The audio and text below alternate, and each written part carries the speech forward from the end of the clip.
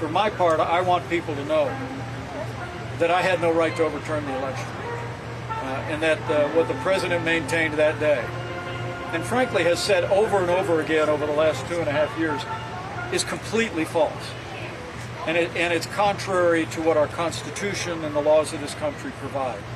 You know, I'm a student of American history. And the first time I heard in early December somebody suggest that as vice president I might be able to decide which votes to reject and which to accept, I knew that it was false.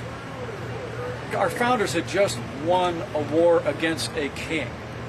And the last thing they would have done was vest unilateral authority in any one person to decide who would be the next president. I dismissed it out of hand. Sadly, the president was surrounded by a group of crackpot lawyers that kept telling him what his itching ears wanted to hear. And while I made my case to him of what I understood my oath of the Constitution to require, the president ultimately, continued to demand that I choose him over the Constitution. So in this moment, irrespective of how this case plays out, I want the American people to know that I believe with all my heart, by God's grace, I did my duty that day.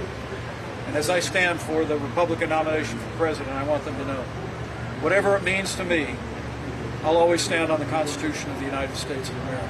Look, our country is more important than any one man. Our Constitution is more important than any one man's career. And that's true of me, and that's true of the former president of the United States. So we're going to stand on the facts. We're going to stand by what happened that day, the stand that we took, and trust ourselves to the judgment of Republican voters and ultimately the American people.